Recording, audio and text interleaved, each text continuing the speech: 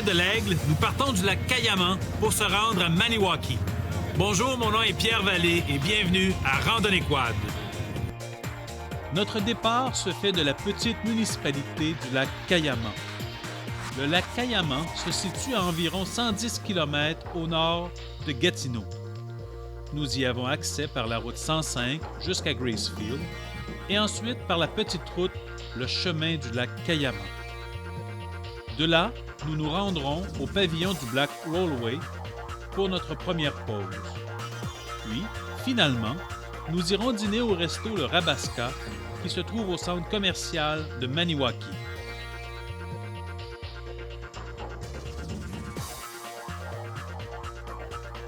Au lac Cayamant, nous stationnerons à l'école primaire Sainte-Thérèse. Ce n'est pas un stationnement officiel du club. Pour la journée seulement, nous avons obtenu une permission spéciale de la direction de l'école. Nous avions demandé la permission au centre communautaire pour pouvoir y stationner, mais on nous a refusé l'accès.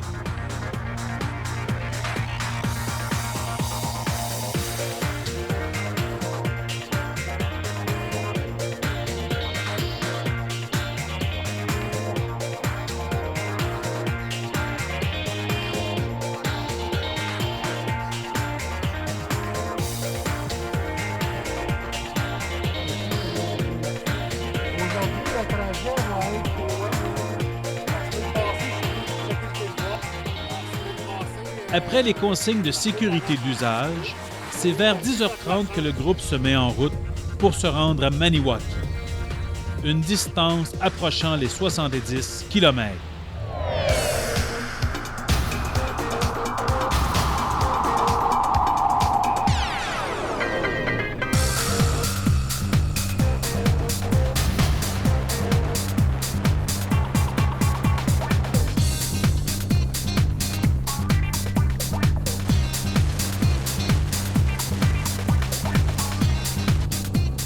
Sous cette arche, nous entrons dans la forêt de l'Aigle. Dans cette forêt, le paysage y est magnifique.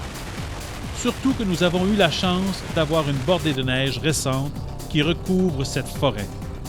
Ça donne une image encore beaucoup plus magique de cette très belle forêt de pins majestueux.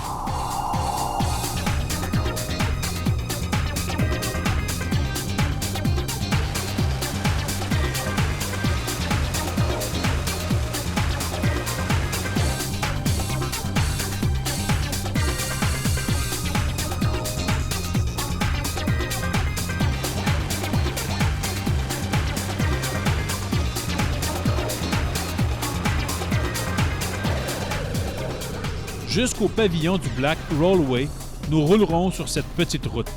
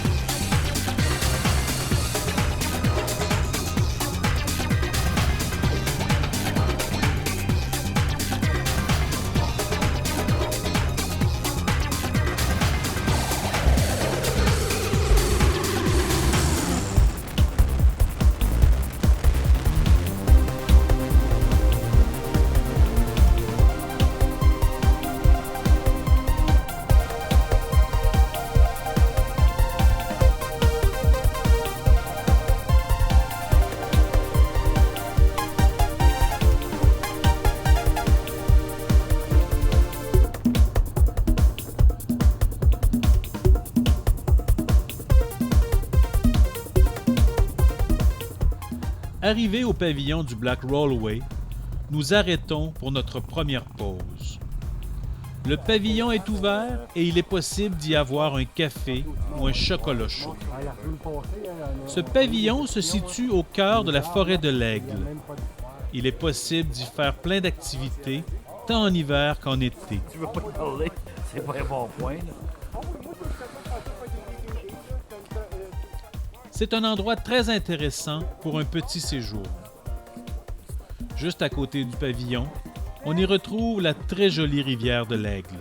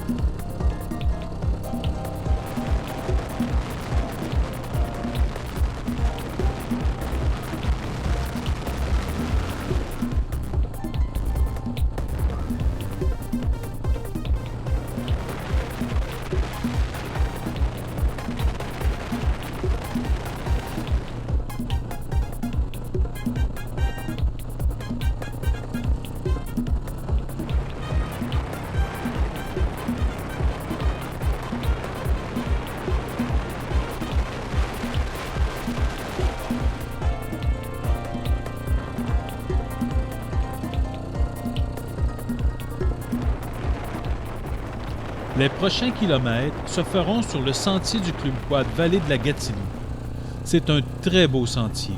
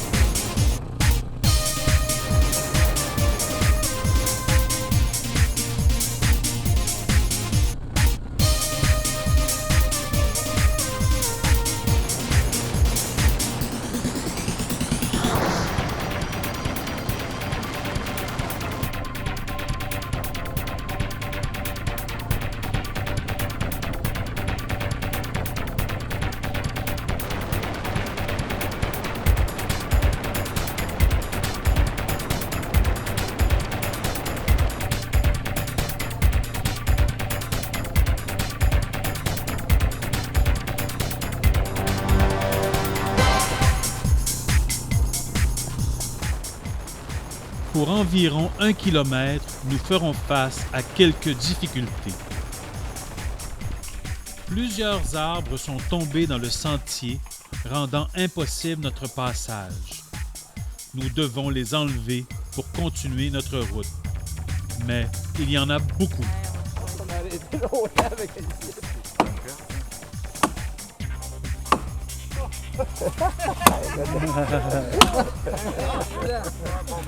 Aussitôt que notre passage est dégagé, nous avançons quelques centaines de mètres et nous avons encore quelques arbres qui nous bloquent le chemin. Nous avons dû répéter cet exercice à plusieurs occasions, sur une distance d'environ 1 kilomètre. Mais nous rencontrons d'autres quads, ce qui nous rassure car nous savons que derrière notre barrière, le sentier sera dégagé et nous pourrons poursuivre notre route jusqu'à Maniwaki.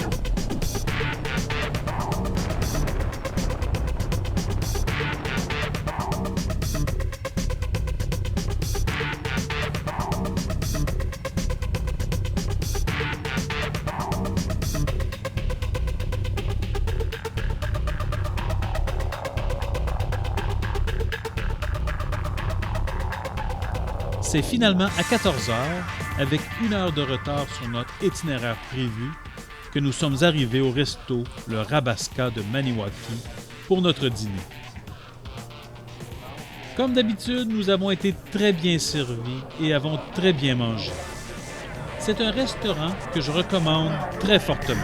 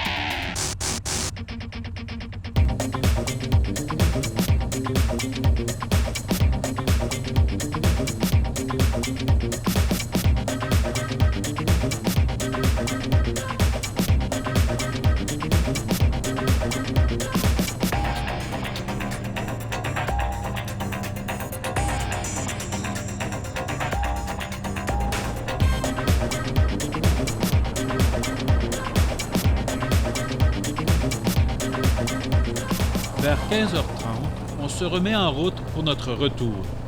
Le soleil baisse rapidement et bientôt, il me sera impossible de prendre des images.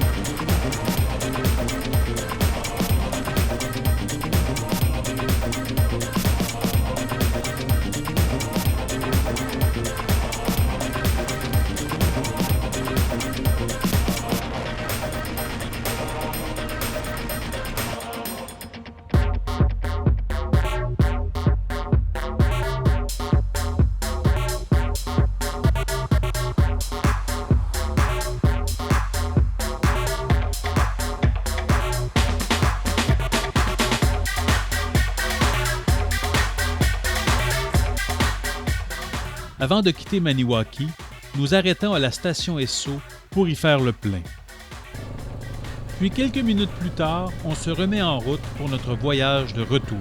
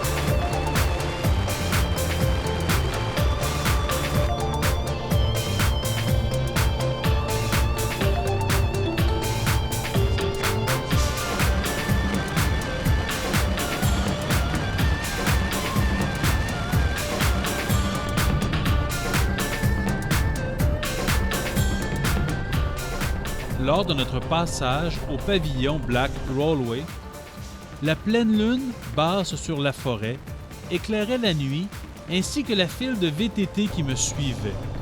Cette image était magnifique avec cette belle neige au sol. Dommage que je n'ai pu prendre d'image. C'est ce qui termine cette autre édition de Randonnée Quad.